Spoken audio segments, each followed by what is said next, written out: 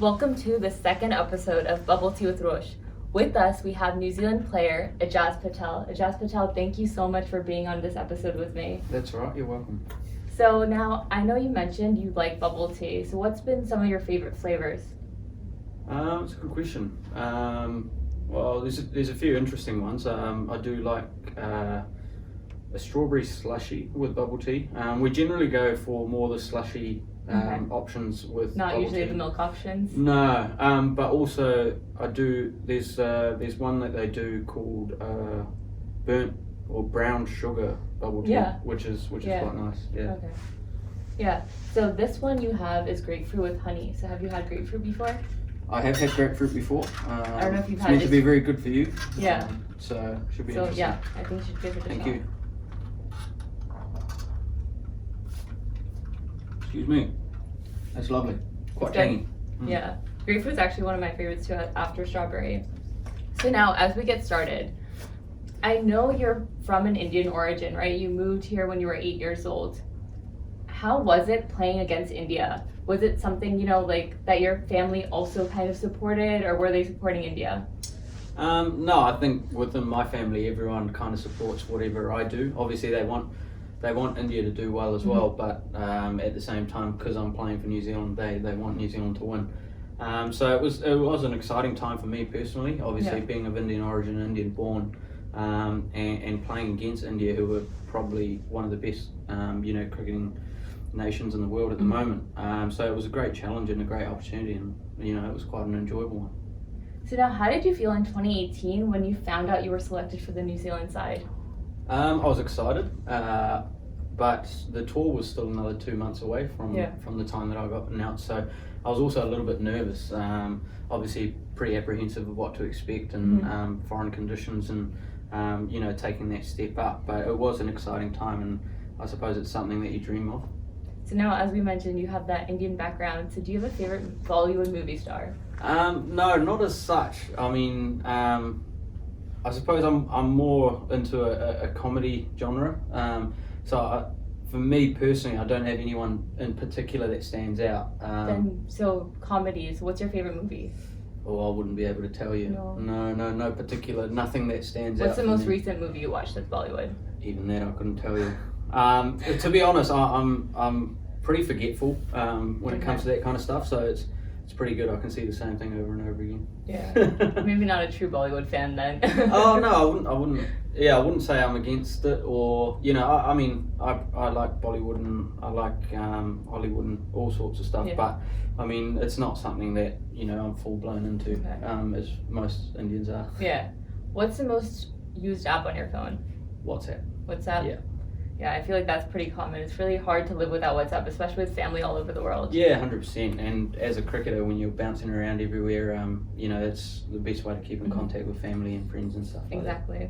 So who's the most entertaining player in New Zealand for the New Zealand side? It's interesting you say that because we have a few interesting characters in the team, and they all kind of feed off each other. So, I mean, you've got Tim Southee, Trent Bolt, Colin de Grandhomme. I'd say the bowling unit is, pretty good, and I suppose they have to be because there are some tough times in the field, and they bring that energy and that bounce and that buzz into the environment. So it's quite cool having guys like that around in your environment. It keeps things fresh, and even when the days are hard, it makes it a bit easier. Yeah. So now in the team, whenever you're on tour, who do you spend the most time with? I probably spend a lot of time with Ross. Obviously, being from a CD background, and I know him from before my journey in the Black Caps, so I mean, I relate with him quite well. But in the past, Jeet Raval, who I played a lot of cricket with growing up, when he was in the environment, I spent a lot of time with him as well. Okay. What's your favorite cuisine to eat? I'd say Chinese, Indo-Chinese. Those are probably my two number one cuisines. I love a chicken lollipop.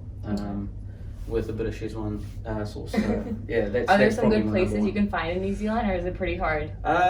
There is a good restaurant in Auckland, Paradise.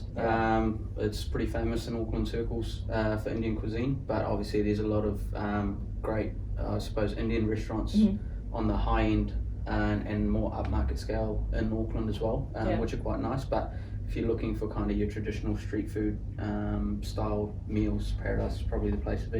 Okay, that's good to know if you're coming to New Zealand. So what's been your most memorable cricket memory so far? Abu Dhabi debut. That's I think that will be my best cricketing memory for a long time, unless I manage to score 100 somehow. But I think that was a very good debut. Yeah, and it was. I think it's something that's going to define my career. Definitely. So who inspired you to become a cricketer? No one in particular. Obviously, I had a lot of support from my family, my parents, my wife, my extended family. We're all cricket nuts and we're all mad about cricket. So I suppose that passion probably drove me towards cricket. And it's something that I really enjoyed, so I really kind of pushed towards and drove towards. So you just mentioned how your wife pushed you towards it. Is she into cricket? She is into cricket. She's very, very into my cricket at the moment. Obviously, if I'm doing well, she's very supportive. If I'm not doing well, she keeps me in check as well. So, no, it's That's always good. Yeah, it's good. No, it's always good to have that support. So, what's your favorite holiday destination? Well, we were in Europe last winter, and I thoroughly enjoyed that. We went to Santorini, and it was quite beautiful. So I enjoyed that. But obviously, I enjoy going back to India quite often as well. There's a lot of family, friends, good food. The place is always buzzing. So I always enjoy taking a holiday in India. But then again, also we live in New Zealand, which is quite a beautiful place to be. So exactly, I'm spoiled for choices, really. No, it's my first time in New Zealand. I can definitely vouch for that. So, what's been your most memorable wicket so far? Once again, the last wicket in Abu Dhabi to win the Test match. I suppose it was one of those situations where we believed that we could still do it, but we also knew it was pretty much one hit away for them as well. So, in such a high pressure and I suppose such fashion to be able to, put everything together, your debut, the final wicket, to win a Test match by 4 runs. So I think that's probably got to be up there as my number one. So everyone in the world kind of knows that New Zealanders are known for their sportsmanship and their friendliness. Is there something in the culture that's here that kind of like instills that? Because I've seen it personally being in New Zealand for the first time, and like it's so evident. But is it in that culture when you guys grow up? Yeah, 100%. I think it is a cultural thing. Obviously, I suppose as you get older and as you go through age groups, the more respect you have for people, the more they respect you. And I suppose that's not just sport. I suppose that's in general walk of life. And to get further and to progress in New Zealand in sport, you have to be first and foremost a good person. Poor personalities don't last long. The way that the New Zealand environment works is that even if you're a great player, if you're not going to fit into the environment, it just doesn't work. And because we're such a small nation, I suppose everyone aspires to be, a role model to younger people. And I suppose we have a leader in Kane and people like Ross and all the other seniors in the group who kind of lead from the front, and the kind of people they are, everyone else just feeds off their energy and what they do. So are there any other sports you're into besides cricket? Yeah, so I'm very passionate about football. I'm an Arsenal supporter. Going through a bit of a patch at the moment, but we're starting to bounce back, which is good. But no, we as a family, we love football as well, and it's something we enjoy kind of pursuing in the winter. Although with my cricket stuff taking off, I don't know how much I'll be able to play anymore. Yeah, hopefully you keep focusing on cricket so we see more of you. Yeah. So, who is your favorite cricketer? There's been plenty. I suppose for me, obviously, I know I'm a bowler, but Brian Lara, just watching him go about the way that he did, he just made the game look so easy, and just the style and the confidence and the flair that he played with, so it's someone like that. Is someone that I've really looked up to, but also I suppose when it comes to bowling, you can't go past Daniel Vittori in New Zealand. Things he was able to do as a spinner for New Zealand, especially at home as well. You know, he's got a fantastic record, and it's someone, you know, you wish to emulate. What about a current day player? Current day player, I suppose in the modern game, Ravi Jadeja. He's got to be the best left arm spinner in the world at the moment, and it's. I think in many something, aspects. Yeah, and his all round game. Yeah. You know, his fielding, his batting, his bowling. So that's someone to look up to, and I'm hopeful that I'll get an opportunity to talk to him at some stage during this talk. So if you could have any superpower, what would it be? I don't actually know, to be honest. I've never really given that too much thought. Are you into like superhero movies or anything like that?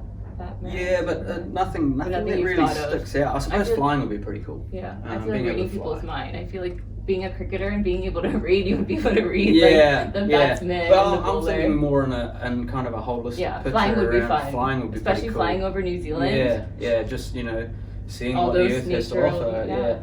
And also you can go from one place to another. Exactly. Yeah. That would be really nice. And then what's your most used emoji when you text?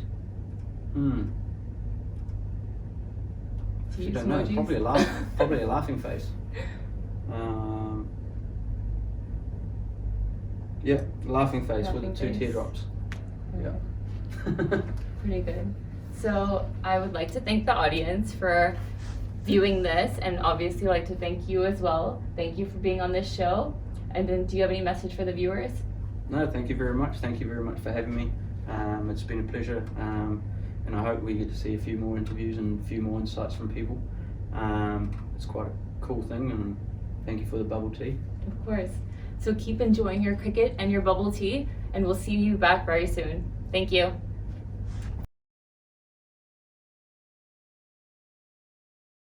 So now, who do you think has the best beard in the team? So it's almost like a staple for cricketers these days to have a beard. So who do you think has the best beard? Me personally, I would say Tom Blundell, but I know a few of the guys in the change room believe that my beard is probably the number one. So I guess we'll have to see between the two whose is better. Yeah. So I mean, yeah, in my view, I'd say Tom Blundell. But then we actually had a conversation about this during the week. Myself, Kane, and Tom, we were kind of discussing, you know, what is the best beard and stuff like that, and you know, both of them mentioned having a dark beard is probably, you know, the greatest. It's more visible, I guess. Yeah. So I mean, for me it's Tom, but I suppose for them it's me. So. I guess we'll let the audience figure out. Yeah.